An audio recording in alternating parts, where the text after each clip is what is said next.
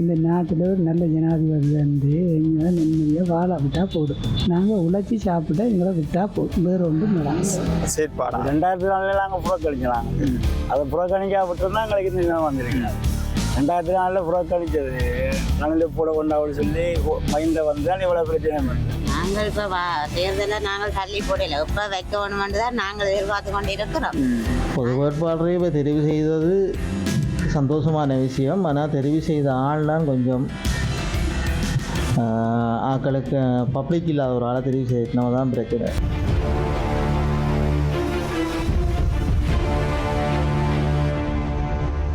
இம்முறை ஜனாதிபதி தேர்தலில் தமிழ் மக்களுடைய வாக்குகள் என்ன விடயத்துக்காக இருக்க போகின்றது? பொருளாதாரம் சார்ந்த விடயத்துக்காக இருக்க போகின்றதா? உரிமை சார்ந்த விடயத்துக்காக இருக்க போகின்றதா? ஊழல் அதிகார துஷ்பிரயோகத்துக்கு எதிரான வாக்காக இருக்க போகின்றதா? என்ன வாக்காக தமிழ் மக்களுடைய வாக்கு ஜனாதிபதி தேர்தலில் மக்கள் பயன்படுத்த போகின்றார்கள் என்பதுதான் தற்பொழுது இருக்கின்ற மிக பிரதானமான கேள்வி. அதே நேரம் பிரதான வேட்பாளர்கள், தமிழ் பொது வேட்பாளர் போன்றோர் பலர் களத்தில் இருக்கின்றார்கள். அவர்கள் தங்களுடைய தேர்தல் பிரச்சார பணிகளை மேற்கொண்டு வருகின்றார்கள். இது தொடர்பில் தான் இன்றைய பார்வைகள் விரிகின்றது.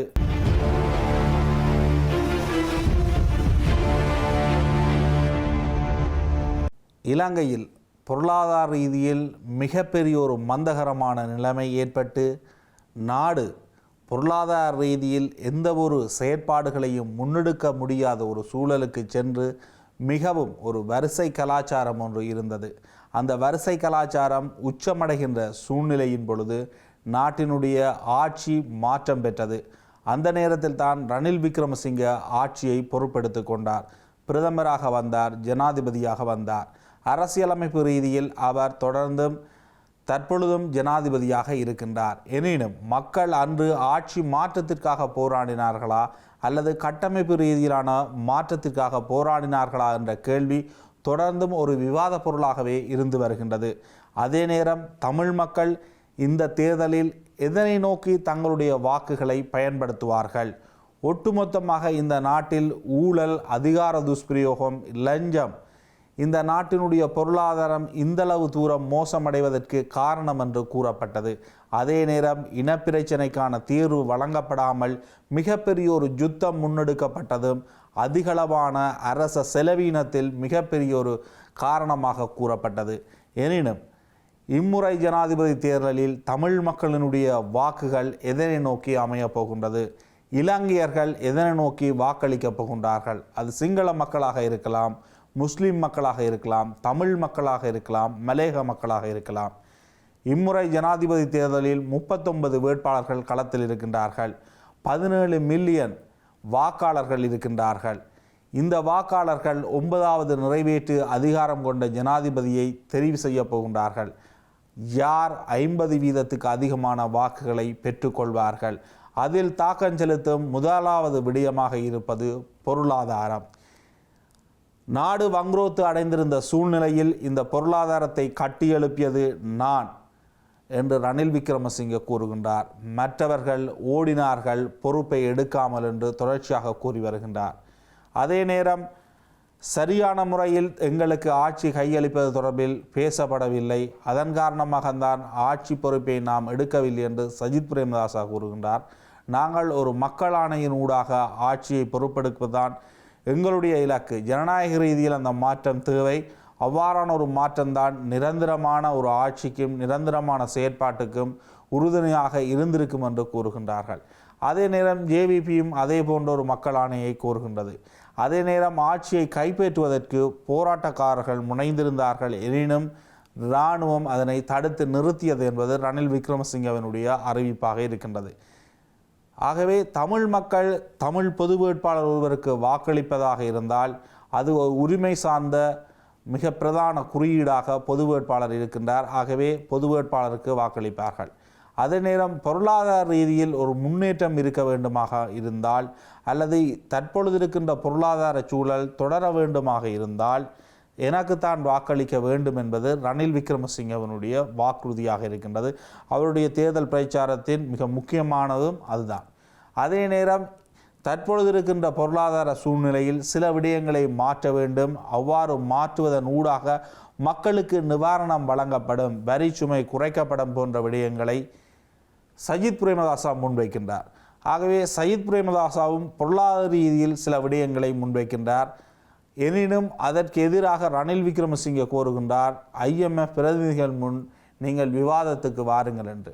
அவ்வாறான ஒரு சூழ்நிலை இருக்கின்றது. ஆகவே தற்பொழுது இருக்கின்ற இந்த பொருளாதார சூழல் வேண்டுமா அல்லது மக்கள் இன்னும் நிவாரணங்களை எதிர்பார்க்கின்றார்களா என்கின்ற பொழுது சஜித் பிரேமதாசாவினுடைய தேர்தல் பிரச்சாரங்கள் என்பது அங்கு ஒரு முக்கியத்துவம் வாய்ந்ததாக இருக்கின்றது. அவருடைய வாக்குகள் நிவாரணங்களை வழங்குகின்றோம் என்று கூறுகின்ற பொழுது அதை நோக்கி பார்ப்பதற்கு வாய்ப்பு இருக்கின்றது. அதே நேரம் லஞ்சம், ஊழல், அதிகார துஷ்பிரயோகத்துக்கு எதிரான வலுவான ஒரு கட்டமைப்பாகவும் வலுவாக செயற்படுவதாகவும் நம்பப்படுபவர் அனுரகுமார திசாநாயக்க. அதே நேரம் இதுவரை பொருளாதாரத்தில் அரசாங்கத்தில் இருந்த பணத்தை களவெடுத்தவர்கள், லஞ்சம் ஊழலாக பணத்தை சம்பாதித்தவர்கள், சொத்துக்களை பெற்றுக்கொண்டவர்களுடைய சொத்துக்கள் பறிக்கப்பட்டு மீண்டும் திரைசேரிக்கு கொண்டு வரப்படும் என்பது அவருடைய வாக்குறுதியாக இருக்கின்றது. அந்த வகையில் பலர் அனுரகுமார திசாநாயக்க மீதும் தங்களுடைய வாக்குகளை அளிப்பதற்கு வாய்ப்பு இருக்கின்றது.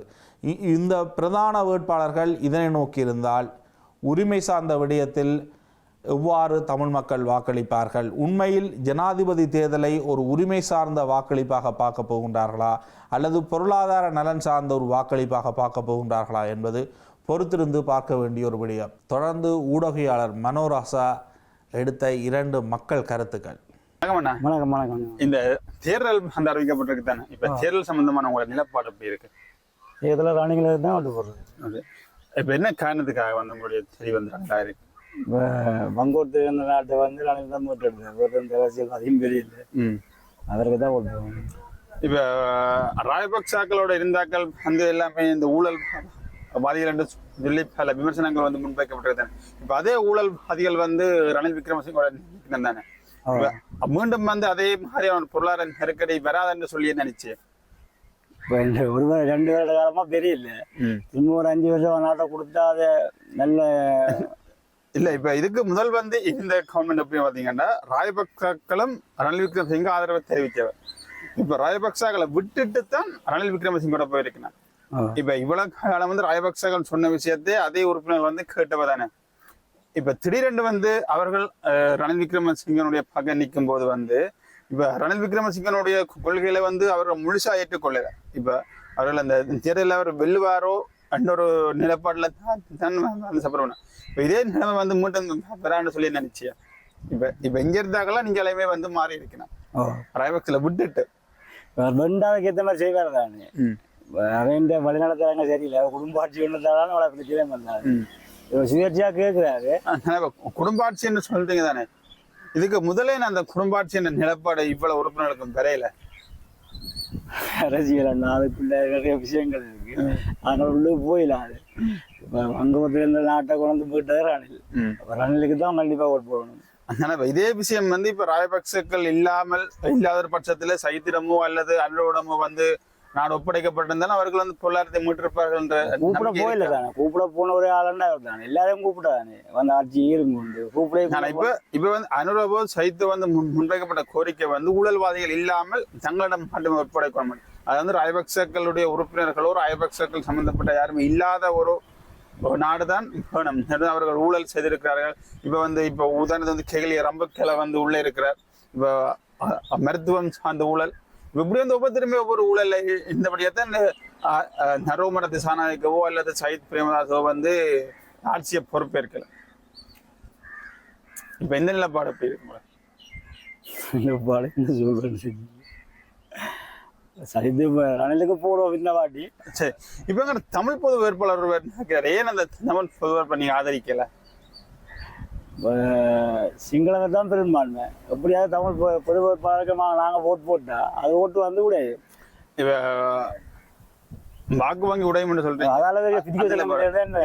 இப்ப எல்லா தமிழ் மக்களுமே வந்து சிங்களாக்களுக்கு வந்து இப்ப சிங்கள வேட்பாளருக்கு வாக்களித்து விட்டு எங்களுக்கு தீர்வு வேணும் என்று கேட்பதில் என்ன ஒரு நியாயம் இருக்கின்றதா? பெரும்பான்மை அங்கதானே, பெரும்பான்மை அவ தான் போட்டு ஜனாதிபதி பெரும்பான்மை இப்ப தமிழ் ஒருவர் ஜனாதிபதியாக பெற முடியாது என்பது எங்களுக்கு தெரியும்.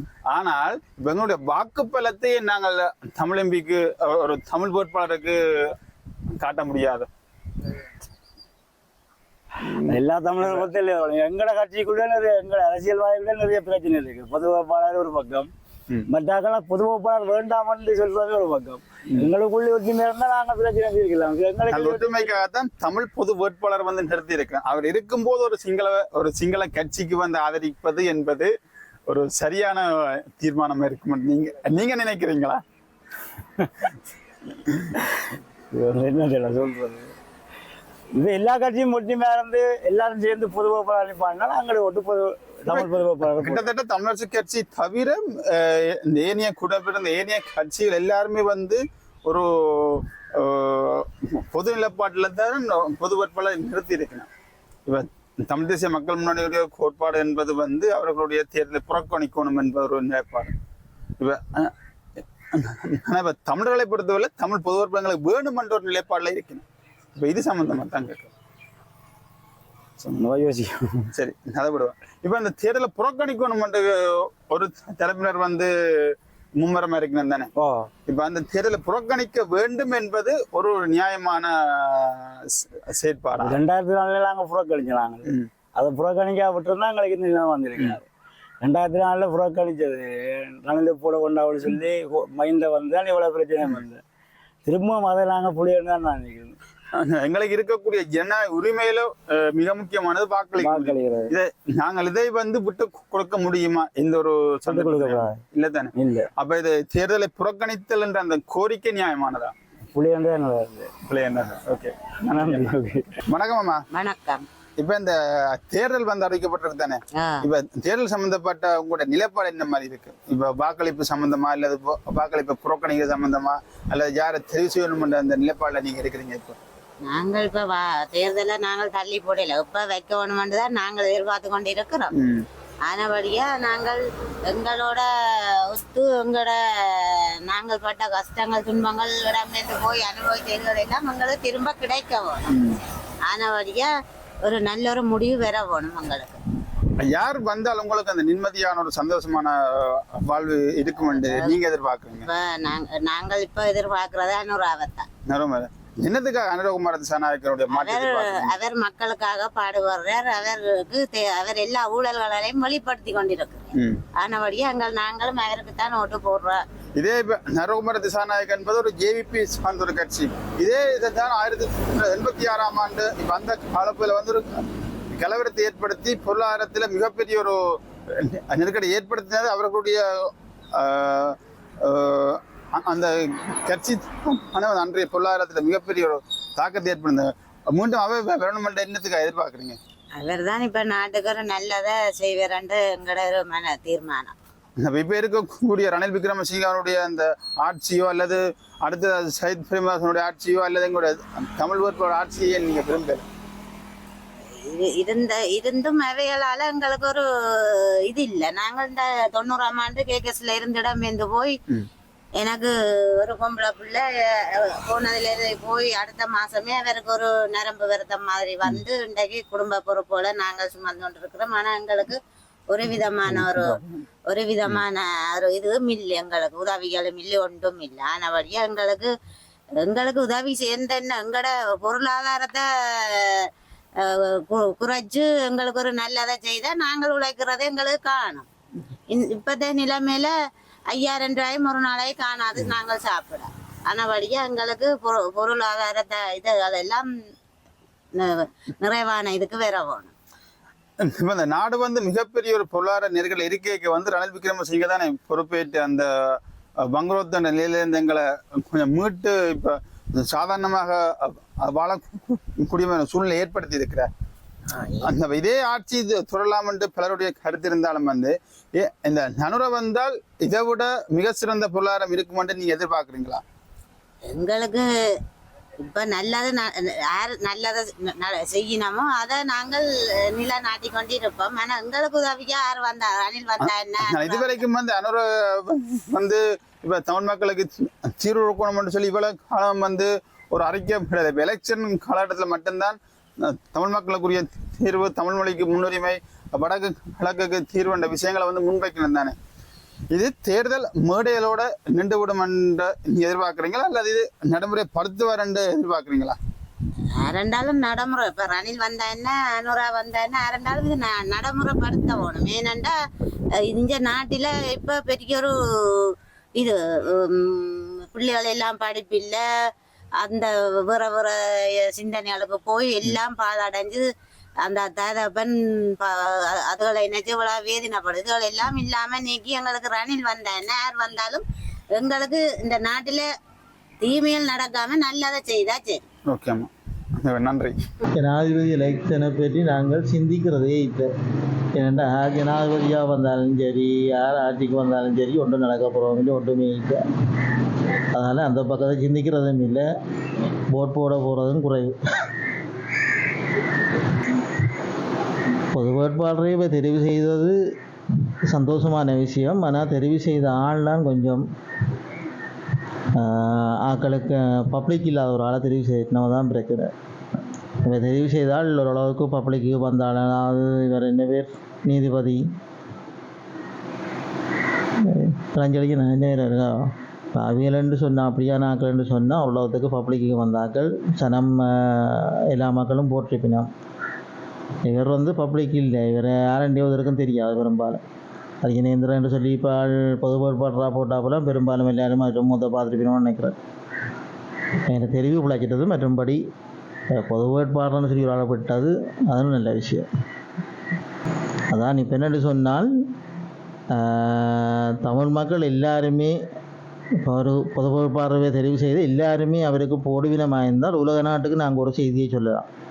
சிங்கள ஆட்சியாளர் ஆட்சிக்கு வந்து எங்களுக்கு எந்த பிரயோசனமும் இல்லை, நாங்கள் தனியாக இருக்க விரும்புகிறோம் என்ற ஒரு செய்தியை சொல்லலாம். மற்றும்படி இதால் பலன் கிடைக்கும் என்று சொல்லி அப்படி ஒன்றுமே இல்லை. உலக நாட்டுக்கு செல்லக்கூடிய செய்தி அது ஒன்று தான். ஜனாதிபதி தேர்தல் ஒன்று வருது, இதில் பல பேர் வந்து போட்டியிடலாம். இப்போ ஜனாதிபதியாக இருக்கிற ரணில் விக்ரமசிங்கே, மற்றது வந்து நாமல் ராஜபக்ச, இப்படி பலர் போட்டியிடலாம். சயித் பிரேமராஜ், நீங்கள் வந்து யாருக்கு வந்து நீங்கள் உங்களுடைய வந்து எங்களுக்கு வந்து சிங்கள இருக்கும் தமிழருக்கும் வந்து ஒரு என்னென்று சொல்கிறது, அது ஒரு ஒற்றுமை இல்லாத ஒரு பண்பாடு. அதே பிரச்சனையில் வந்து எவ்வளோ பேர் பாதிக்கப்பட்டு இருக்குது. இந்த நாட்டுக்கு யாரால் வந்து சுதந்திரம் கிடைக்குதோ, ஒரு நல்ல ஒரு தீர்வு கிடைக்குதோ அவருக்கே போட் பண்ணுறதா இருக்கலாம். தமிழ் வேட்பாளரா யார் அவர்? ஹரிகேந்திரன் அவர்களுக்கு தான் போடுறதாக இருக்கிறார். ஓகே. தமிழ் நாட்டில் வந்து உண்மையிலேயே தமிழ் எல்லா விதத்தாலையும் நம்ம பாதிக்கப்பட்டு இன்றைக்கு உழைச்சி சாப்பிடக்கூட வழி இல்லாத நிலைமையில திண்டாடி கொண்டு நிற்கிறோம் இல்லை. அதனால் எந்த ஜனாதிபதி வந்தாலும் நாங்கள் அதை மறுப்புவாக ஏற்றுக்கொள்ள வேண்டிய தேவையும் கட்டாயமாக இருக்குது. எங்களோட மக்களுக்கு எல்லா பிரச்சனையும் தீர்த்து நிம்மதியான ஒரு வாழ்வு உழைச்சி சாப்பிடக்கூடிய அளவுக்காவது எங்களை நிம்மதியாக வாழ விட்டால் உண்மையாக ஏற்றுக்கொள்ளக்கூடிய விஷயம்.